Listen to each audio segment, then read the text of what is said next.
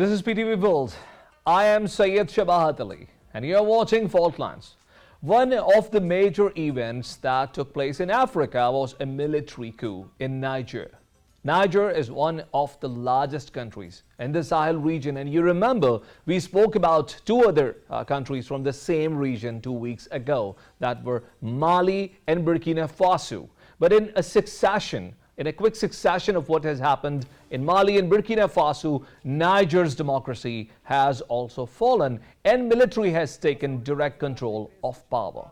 This is very important development for two major reasons.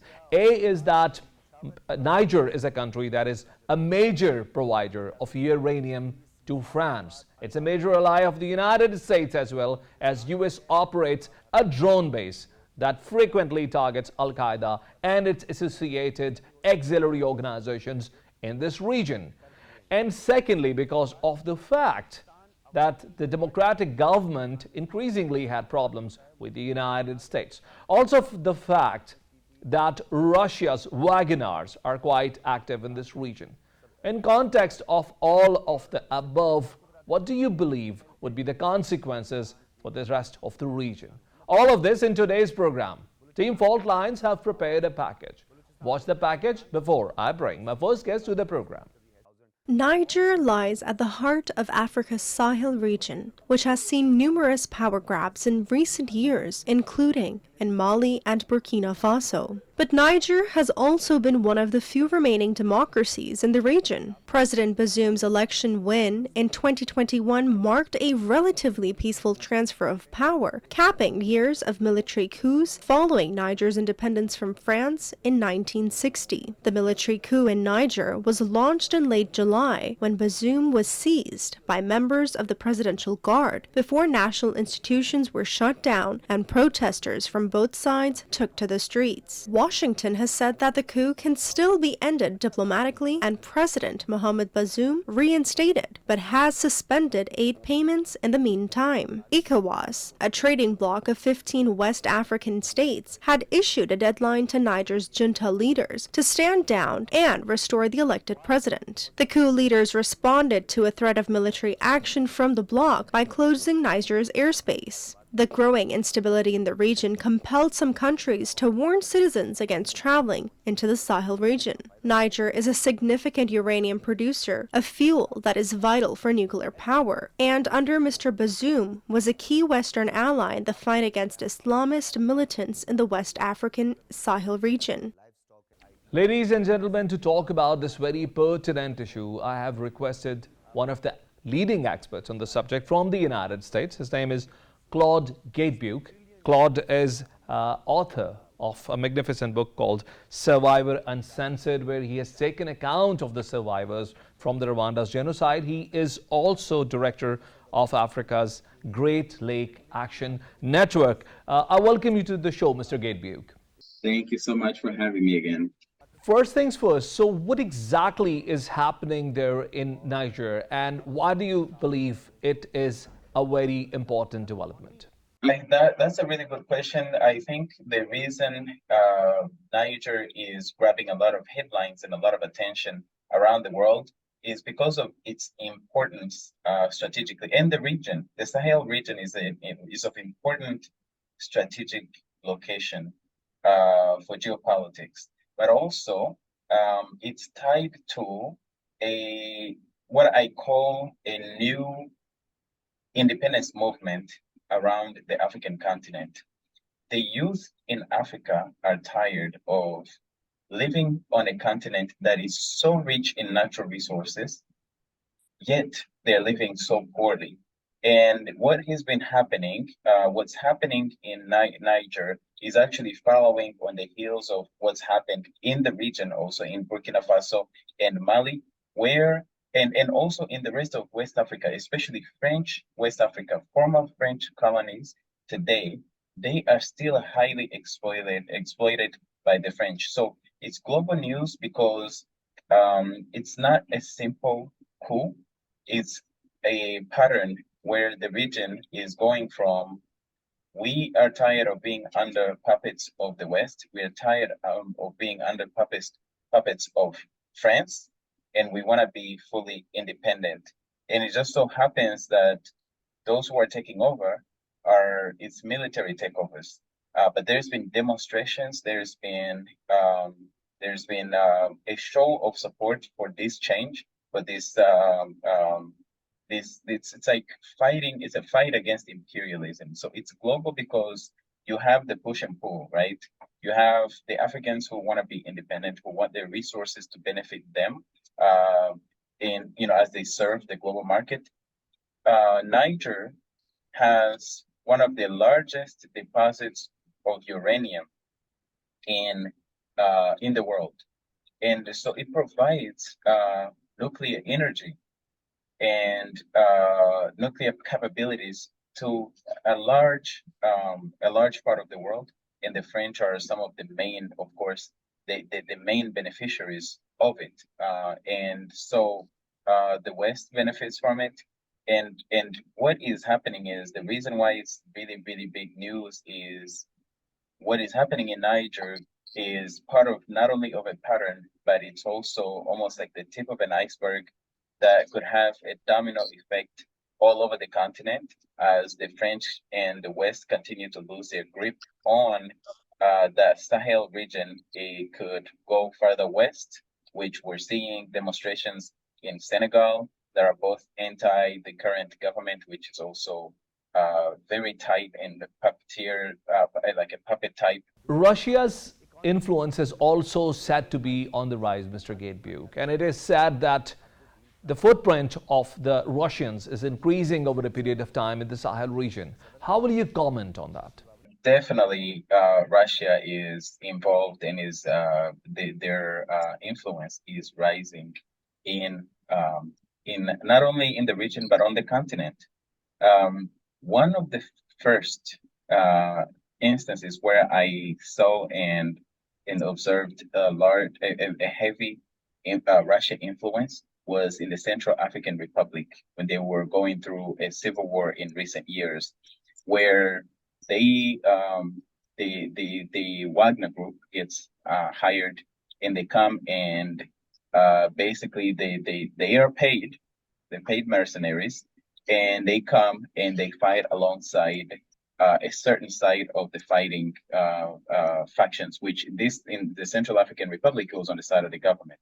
Again, in Mali and Burkina Faso, these governments have become, as they distance themselves from France and from the West, they are becoming closer and closer to Russia. And in the case of these two nations, these are countries that were under siege with terrorism. And for 10 years, there were French troops in Mali and Burkina Faso. And for that time, terrorism was still increasing.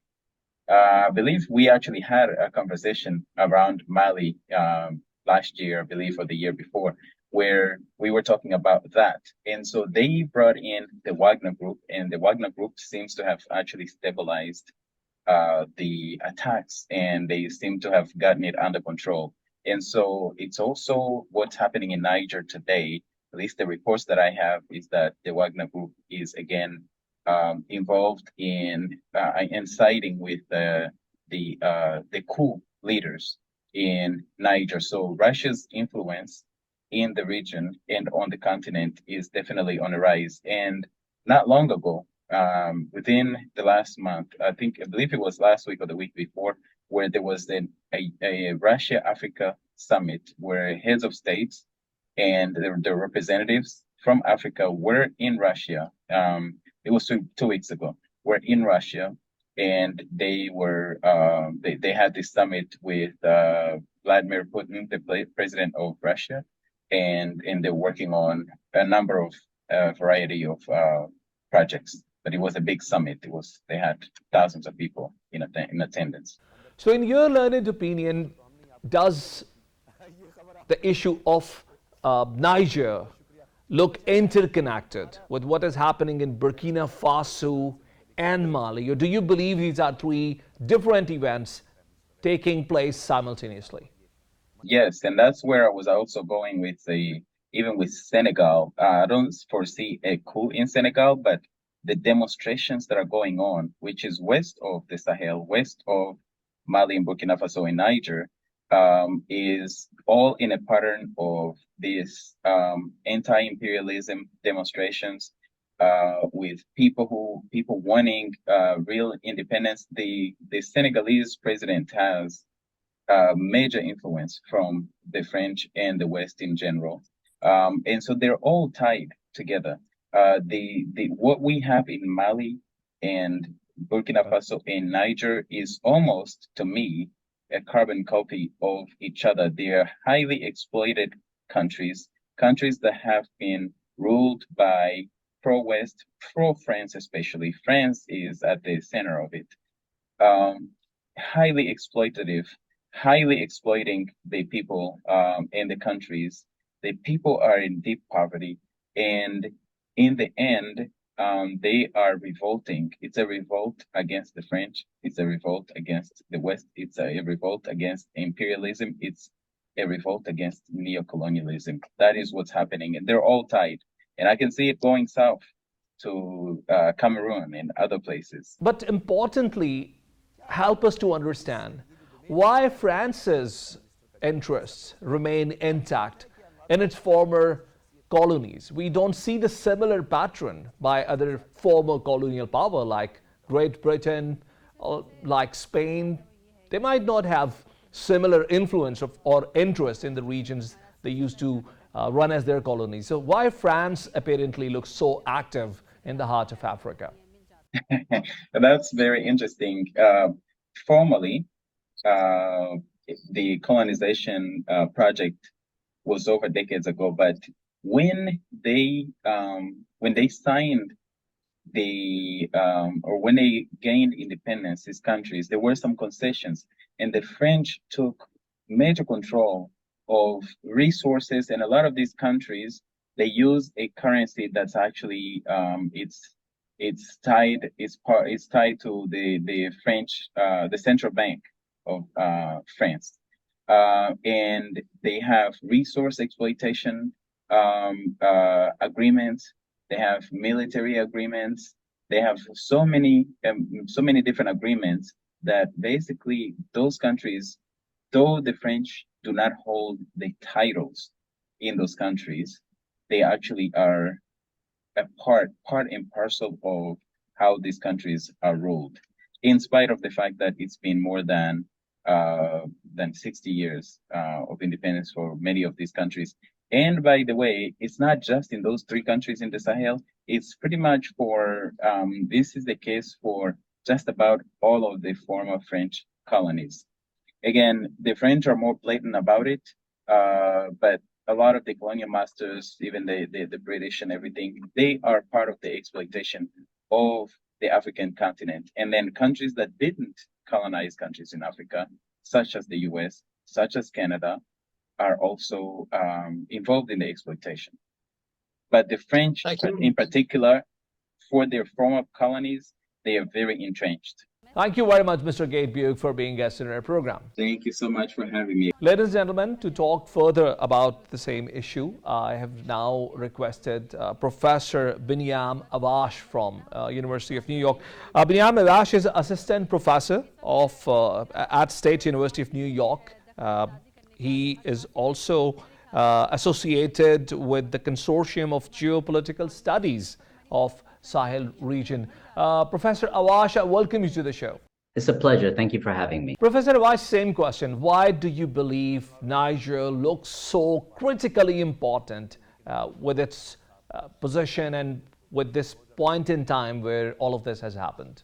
Niger plays a very, very important role in the energy security of Europe generally, and also the energy security of France, as well as the military nuclear capabilities of France. So Niger is the 7th largest producer of uranium. It provides up to 18 to 20% of the uranium for nuclear reactors in France. France, of course, produces about 70% of their electricity through nuclear power. And as a result of the cheap production are able to be the largest exporter of electricity, generating about 3 billion euros per year for themselves. And the other thing that's very important about Niger is that the uranium mining, the environmental cost of uranium mining, is actually put on the Nigerian people. Right.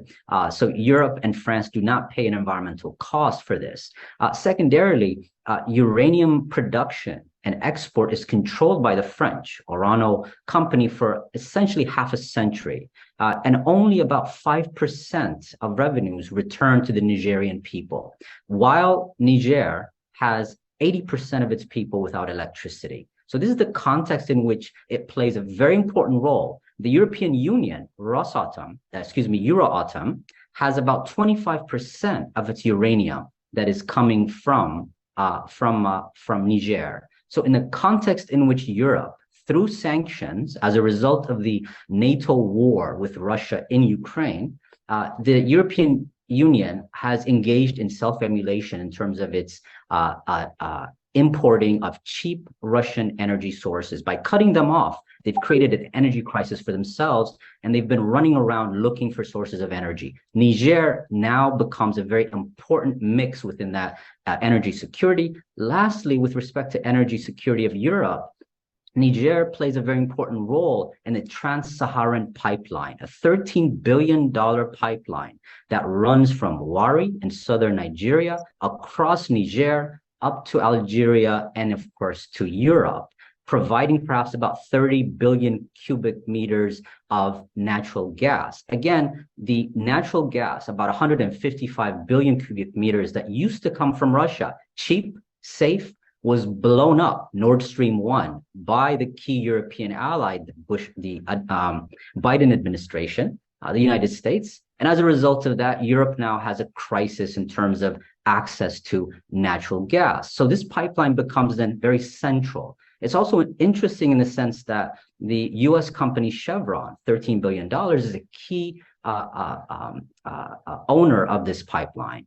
And as a result of that, there's commercial and, of course, geopolitical interest from that perspective. So it's very, very important. Lastly, the importance of Niger is its geostrategic location. Niger has been friendly to the West, United States, the European Union, of course, the French, and it provides bases, both for the United States, 2 bases, one which is the largest drone base in Africa, and to the French military as well. There's a very important location, if you recall, Libya, very rich in oil and gas, and a key provider of these resources to Europe is to the north. Algeria, a very important source of energy for Europe, is to the north, Mali, etc. So this landlocked country represents a very important location by which the French and the US, and broadly the European Union and the West, can actually operate. And do you also believe that what has happened in Niger is interconnected with the developments at Mali, at Burkina Faso, or other neighboring countries in the same belt?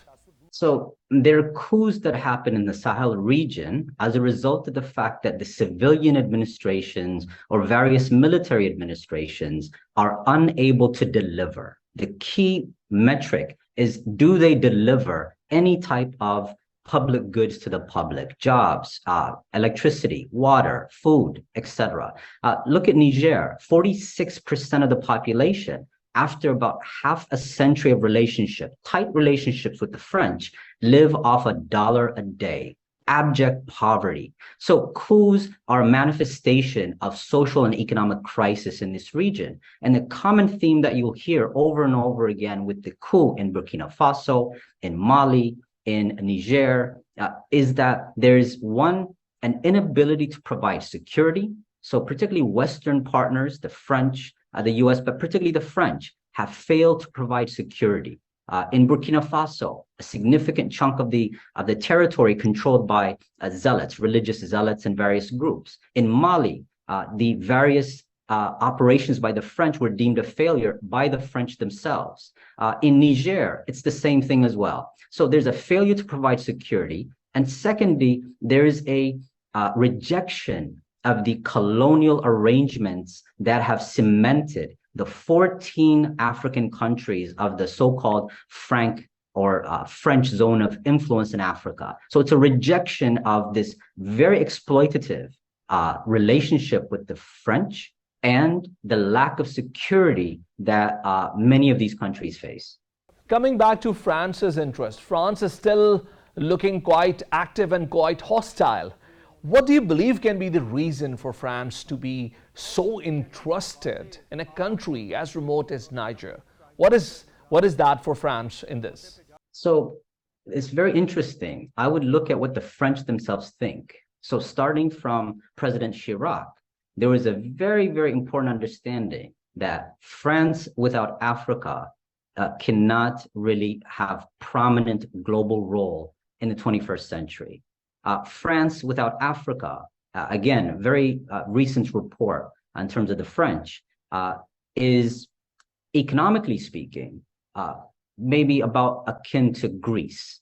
So its economic resources are funded a significant amount from these 14 African countries. So it's not that its interests have shifted. In fact, if you look at the French president, as soon as the coup happened in Niger, he made a threat of military intervention, and in fact, military threat to protect French interests. And one can ask, what are those interests? It's the political interest, meaning that the political agreements that, for instance, Niger had signed to allow French troops to exist, French bases to exist, to allow the economic arrangement that exploits uranium and various natural resources in Niger. And so this is what is at the point of contestation, the continuation of these French interests. And how do you look into the role of Russia's Wagners? We don't have anecdotal evidence. We do not have documents that tell us what exactly they're engaged into. But the fact remains that Russians are said to be quite active in this region. So, Africa is rising. Any country and any bloc that does not engage with Africa is missing an opportunity, economic opportunity in terms of political relationships. So the question is not whether Russia should engage, but what took Russia so long to engage? In fact, Russia has a history of engagement through the Soviet Union. Through the second Russia-Africa summit in St. Petersburg recently, you heard many accounts, including from the chair of the African Union, recounting the importance of the Soviet Union and Russian participation in African decolonization. And so the Russian engagement in Africa is multi-pronged. At one level, it's of course bilateral military technical relationships, and these are expanding right across the continent. You can look at recent maps and you'll be surprised the extent to which there is an appetite for these types of relationships. The second is through the private military contractors, the Wagner Group. So the Wagner Group has played a very important role. It's very closely tied to the Russian Ministry of Defense, but it's illegal to operate within Russia, but it is legal to operate outside of Russia. So it provides a bit of flexibility in terms of the Russian state's achieving of its political objectives. So one of the things that the Wagner Group offers, much like other private military contractors, is its services. In the African context, they operate in Sudan, they operate in the Central African Republic, and very recently, there was a warning from the, of course, French, but also the United States, for the Wagner Group not to operate in Niger. Why? The Wagner Group could provide services such as protection of the regime itself, but also training and also anti or counterterrorism operations, right? So it's from a Nigerian or an African perspective, it becomes an option. So the French are not the only ones, or the West is not the only ones that are available for military technical cooperation. The other aspect that Russia's influence is rising is, of course, from their very, I think, successful diplomatic initiatives, such as, for instance, food security on the African continent. So again, the outcome of the second Russia-Africa summit was to provide not only free grains for various African countries, including Burkina Faso, but also to provide preferential access and preferential prices for African countries. A third element, I think, which is very critical in terms of Russia's what they bring to the table and maybe their attractiveness to various African countries is energy security for African countries. So Rosatom is the single most important nuclear energy provider, so one-stop shop. So you see Uganda that is going to produce 2 nuclear reactors from Russian and Korean companies. You see Ethiopia that's signed up. So across the African continent, different countries are reaching out and taking advantage of these commercial deals. And so Russian influence then is very important to see in that holistic fashion. And lastly, Africa on a political stage has not been afforded its weight. 1.5 billion people, the second largest continent, a very important player in terms of the well-being of the global economic and political community. And so Russia is very much at the forefront of pushing for Africa's membership in the UN Security Council and a greater voice for Africa on an international stage. And that plays very well on the continent. Thank you very much, Professor Awash, for being guest in our program. Thank you. It's been a pleasure. Ladies and gentlemen, we'll take a break and we'll join you back with second segment of the program. Stay with us.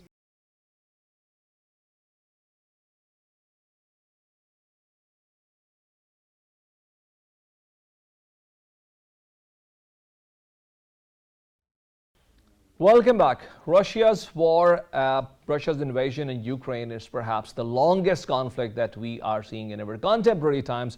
We have in this program covered this issue over a number of times, just because of the fact that this war has the largest threat for planet Earth. It is a war between apparently Ukraine and Russia, but the heavy involvement of the European bloc, so-called NATO, makes it quite a risky factor for the rest of the world. There are 4 important developments that made us bring this topic back on the agenda. First and foremost is that the United States has again hinted not only to provide F-16s to Ukraine, but also to provide training to the Ukrainian pilots to operate F-16s. That will increase the effectivity of Ukraine's Air Force to operate inside Russia.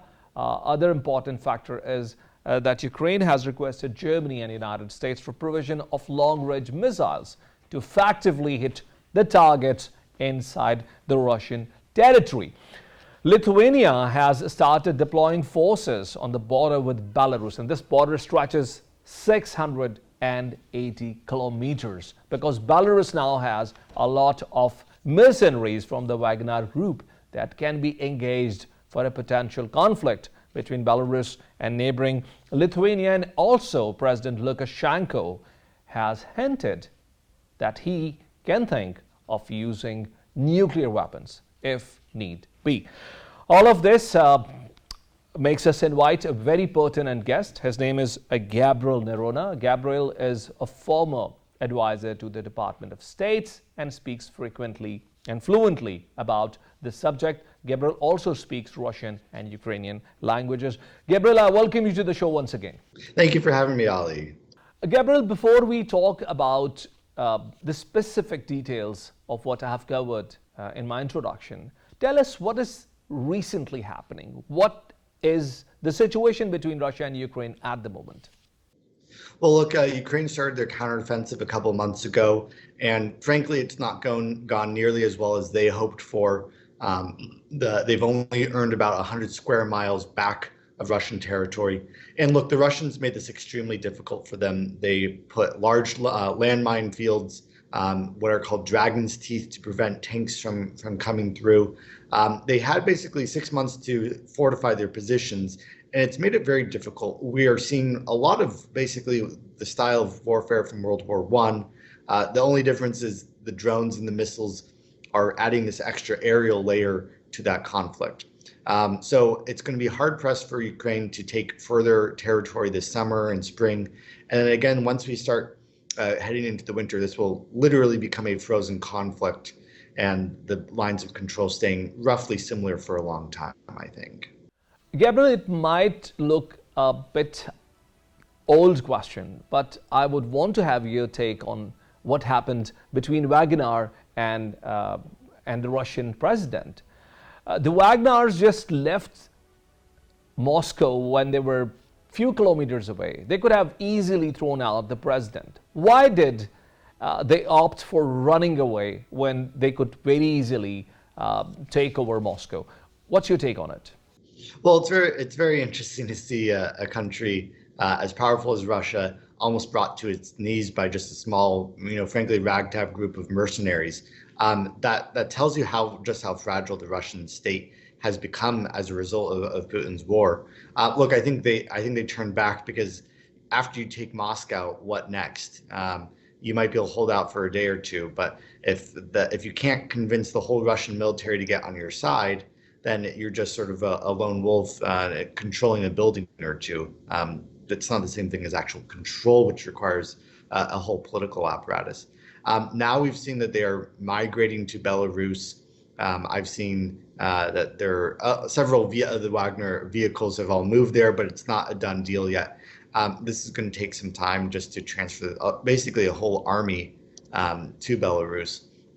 I think the fact that Putin let this conflict simmer between Wagner Group and the military tells you Putin's not a very good manager. Normally in your organization, if you have two people working for you and they're attacking each other viciously, you interfere and you get them to resolve their differences. Again, this is really poor management style by Putin, who, from my vantage point, has sort of gotten very bored of his actual governing. He's not done a good job in the last year and a half. He's let everything fall to pieces. But Wagner's international operations are still running. Their engagements in Africa, we just spoke about it a while ago in the same program. And also the fact that Belarus is reminding the neighboring countries that it may use Wagner mercenaries against the neighboring countries. So do you think this saga is over? Well, their operations in Africa really form the bedrock of Russian foreign policy on the whole continent. They provide security and management for a lot of sort of, especially dictatorships in Africa, especially in the gold mining and other mining operations there. So you can't just dismantle them overnight because they form the bedrock of, again, huge parts of foreign policy for these countries. What I think is interesting is Russia's going to want to dismantle Wagner's sort of revenue model. He doesn't want Prigozhin to have all this power. And it's interesting seeing him in Belarus. My read on that was, again, people don't remember that a couple of years ago, Belarus was facing a people-led revolution. There were nearly 500,000 people on the streets outside the palace demanding for Lukashenko's resignation. And so if I were Lukashenko, it's partly looking for, again, a security force, a mercenary force that can provide stability to the Lukashenko regime. But if I'm doing that, I should be very, very, very cautious. These are, again, as Putin has seen, not people to be trusted with your security. I think the Chinese have actually, and the Iranians are a lot smarter on this. They understand that you need to have a revolutionary force that is subordinate to the leadership, that is ideological in nature, that will support the existing regime. It gets very dangerous as any country or regime when you start having these paramilitary forces trying to prop up the stability of a country. It's a recipe for disaster for any dictator. Don't you think, Mr. Gabriel, that with the deployment of nuclear weapons, the role of Belarus has become far more important, and it's rather a country that now has more danger or has a more risk for the rest of the world? It's pretty bold of Russia to have done this. They are the ones who, for decades, have attacked the West for escalating the situation every time there's any deployment of nuclear weapons or even discussion of deployment of nuclear weapons anywhere near their border. They've always decried NATO expansionism. Well, look, this is Russian expansionism. This is Russia expanding nuclear proliferation to a non-nuclear state. It's incredibly provocative. It's an incredible erosion of the norms and values that Russia pretends that it believes in. And look, it's actually a diminution of everything that was happening after the end of the Soviet Union. If you recall, in 1991, 92, there was a strong international effort to bring all the nuclear weapons from the Soviet Union out of the individual republics and back into the hands of just Russia. That way, there could be one country that controlled those weapons and prevent the proliferation. That's actually, Ukraine signed the Budapest Accords because it gave up its weapons to to Russia and received security guarantees from the United States, United Kingdom, and Russia in return. So we are dismantling this whole system of non-proliferation that existed for 3 decades. And I'm surprised that the West isn't calling out Russia and Belarus for this more forcefully. Mr. Gabriel, war has started to move inside Russia. I was reading a news item which says that 60 people have been injured, 8 remain unaccounted after an explosion in an industrial area somewhere inside Russia, which is believed to be a strike by the Ukrainian forces. Don't you believe it's going to add further into the turmoil? I mean, this was supposed to be a week-long war. It was supposed to be a very easy excursion into Kyiv to topple the government. Putin never imagined this would be a war that would last 1.5 years now. The Russian people absolutely did not sign up for this. You're seeing huge amounts of outcries about all the conscription. And look, Russia is running out of soldiers to conscript. It is churning out them out, just sending them in waves and waves against the Ukrainians getting slaughtered. This is not sustainable for Russia. And I think the Russian people are now seeing a higher cost. When you see large explosions in your neighborhood, as a country that's the aggressor, that's not going to plan.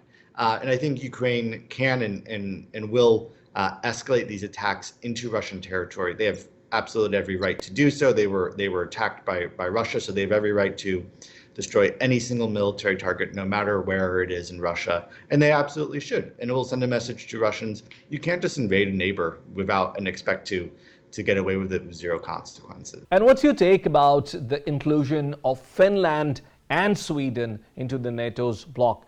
Don't you think it's a major blowback for the Russians, particularly when it happens with the consent of Turkey? Well, again, if you look at Russian propaganda, one of the reasons it went to attack NATO was to prevent this expansion of NATO eastward. And their only result is that they have increased the size of the NATO border on their country, something like 200 or 300% fold with the accession of Finland now, and we'll soon have the accession of Sweden in the next year, I think. It's a complete geopolitical disaster for Russia to have NATO and accept Sweden and Finland in. Look, Sweden and Finland are never going to attack Russia. NATO is never going to attack Russia. It's a nuclear armed state that has no interest in doing so. The reason, and there's only one reason NATO has ever expanded, it's because of the Russian threat. It's not, if Russia were a peaceful nation, NATO would have disbanded a long time ago. But NATO has continued to grow because of the belligerence from the Russians, and they want collective assurances that they won't be the next Ukraine. And lastly, Mr. Noronha, what about this naval attack that is catching major headlines in international newspapers? Apparently, Ukrainians not only have engaged Russian naval ship, but they have also started posing threats to the regular trade being done by the Russian side.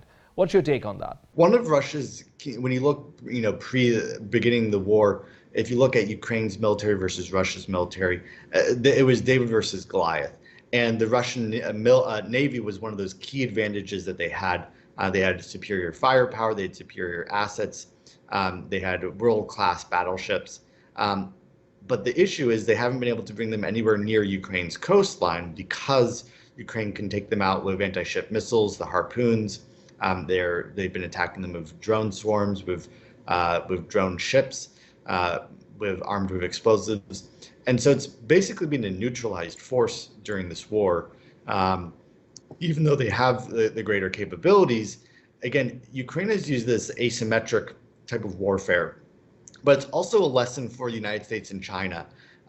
Yes, they have all these very large aircraft carriers, but small nations like Taiwan, like Iran in the case of the United States, can use missiles, can use drones to take out billion-dollar platforms with just $500,000 weapons. We're seeing this great equalization in the next century of warfare, where small states can actually stand up for themselves because of these new technologies and really neutralize these massive naval platforms. Thank you very much, Gabriel Noronha, for being guest in our program. Absolutely. Thank you for having me. Ladies and gentlemen, we'll take a break and we'll join you back with last segment of the program. Stay with us.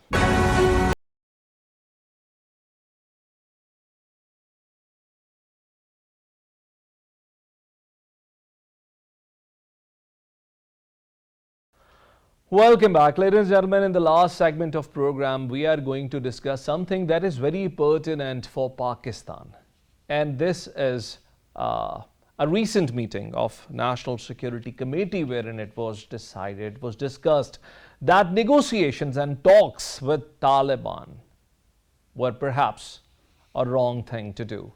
Not only that, but Army Chief has also reminded that no stone will be left unturned to address the security challenges.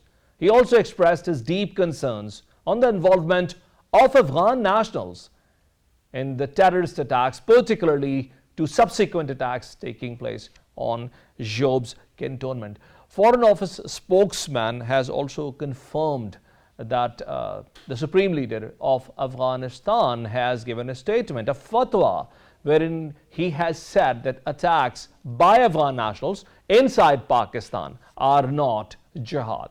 ISIK, on the contrary, has not agreed with it. Team Fault Lines have prepared a package. Watch the package before I bring my last guest in this part of my program.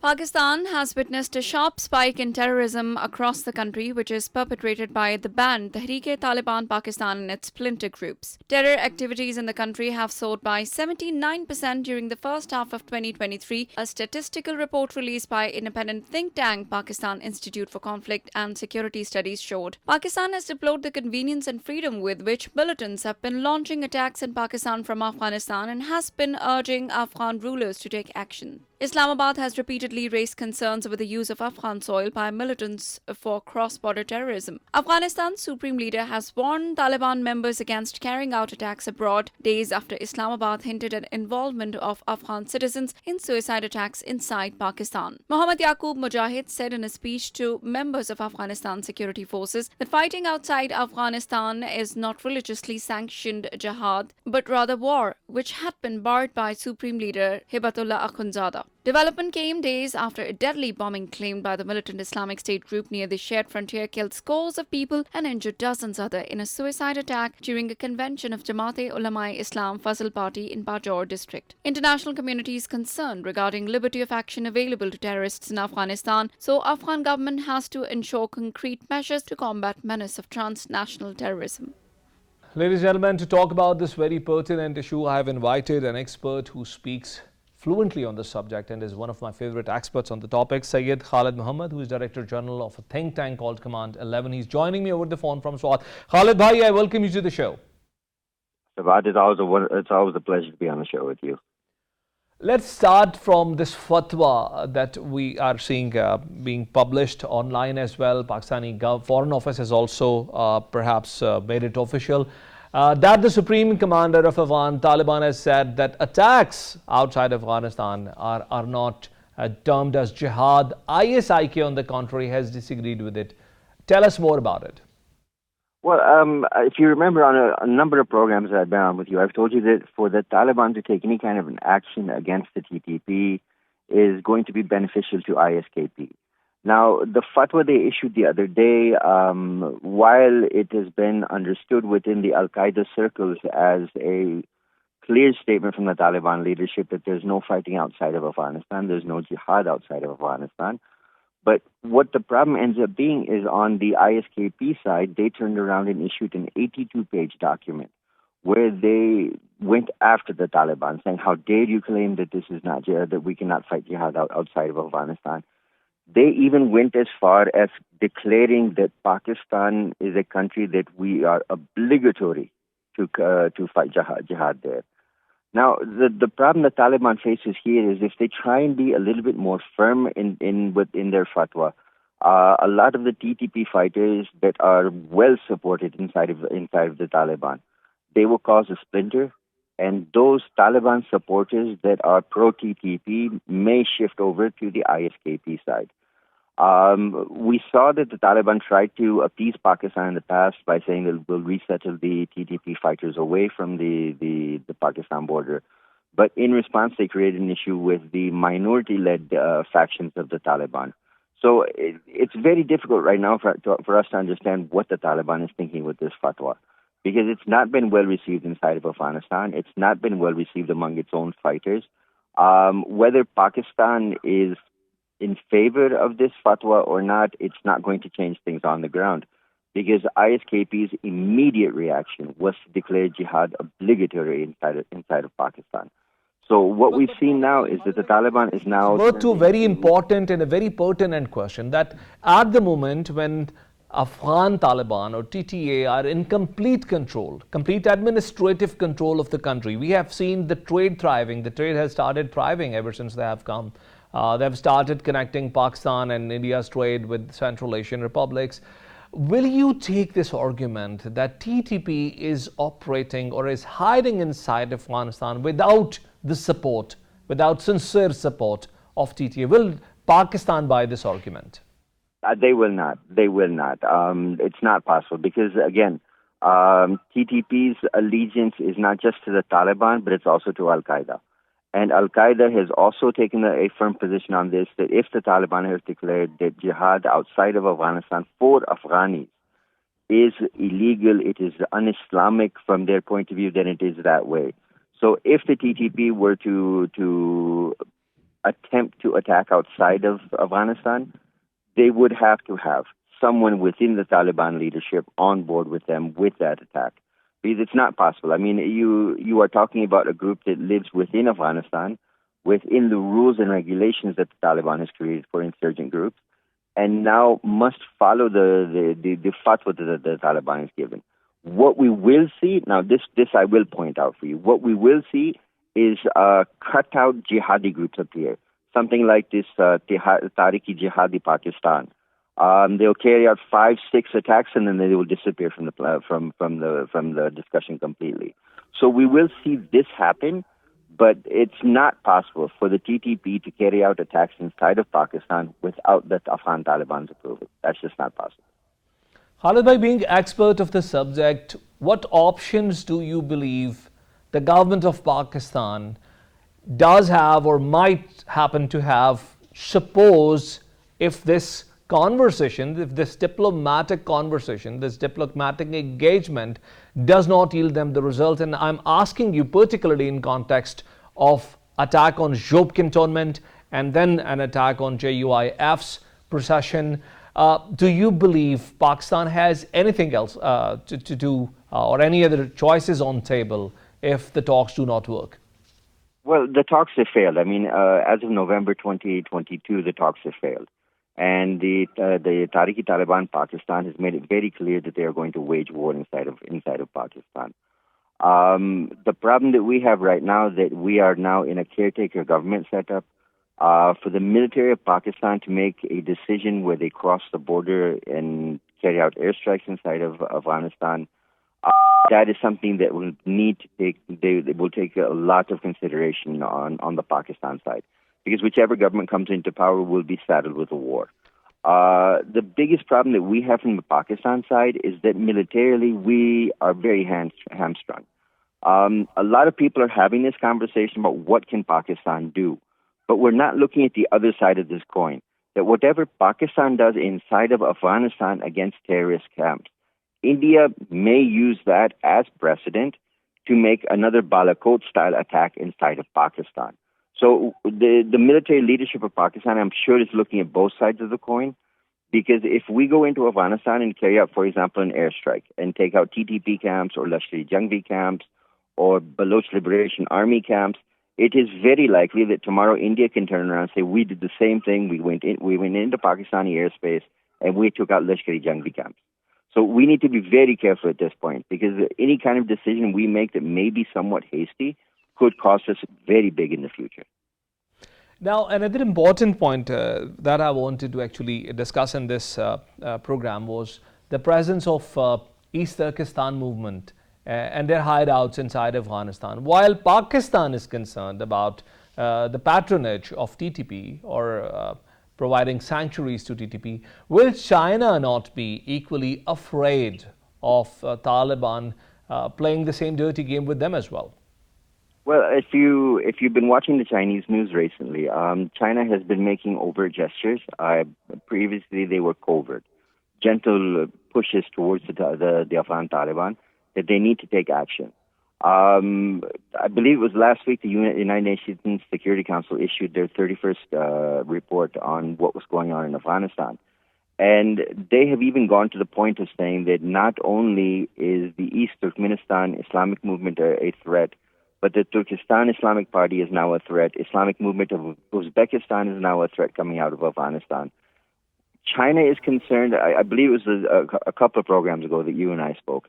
What I clearly told you that the Taliban is now able to hit Central Asian states. It's now able to hit China. It's now able to hit Pakistan. It's now able to hit Iran. It is now turned into a threat for the entire region. And if the entire region does not take action together, tomorrow we will be dealing with attacks from all these groups. And Khalid bhai, lastly, what do you think are the prospects for ISIK? Will ISIK, do you find any check on them? Do you find any immediate threat? Because as long as the US had an operational military basis or inside Afghanistan, there was a check on ISIK. But since Pakistan is also not engaging itself militarily, do you think there are any checks on ISIK in Afghanistan? I don't think so. I think what we have right now is, based on what we saw from the United Nations report, ISKP inside of Afghanistan has a stronger hold than Al-Qaeda does. Now, for us to make that kind of a statement that ISKP is that strong, that means that ISKP inside of Afghanistan is a clear contender to the Taliban, whether it be administratively, whether it be governmentally, whether it be as a terror group. They have the ability to carry out attacks inside of Afghanistan, inside of Pakistan, potentially in Europe, and the United Nations is now saying that they have reached the ability to be able to attack inside the United States again. So to assume there's some kind of a check on ISKP from the Taliban side is impossible, because these are two competing groups. The Taliban's allegiance is with Al-Qaeda, and ISKP is a new franchise that has moved in, given a opportunity to all of those warlords and groups that were splintering off from the Taliban to come to another jihadi group that would be able to take them global. And whether it means going to Ukraine, or whether it means going to the Central Asian republics, or whether Europe, or even into the Middle East, ISKP is ready to make that move. And the United Nations last week in their report reiterated the exact same thing that I've just said to you. Thank you very much, Khalid Muhammad, for being guest in our program. Thank you. Ladies and gentlemen, Sayyid Khalid was the last guest in today's program. In the end, I will only say that TTP and TTA's nexus are making Pakistan increasingly uncomfortable. It is also a fact that Pakistan is not going to buy any verbal argument unless actions are not taken, decisive actions are not taken, not only against TTP, but also against other organizations, against other militant outfits that are operating under the garb of TTP. And without engaging Pakistan, it will be very difficult for Afghanistan to come out of its economic crisis. We'll join you next week with another program. And until then, Allah Hafiz.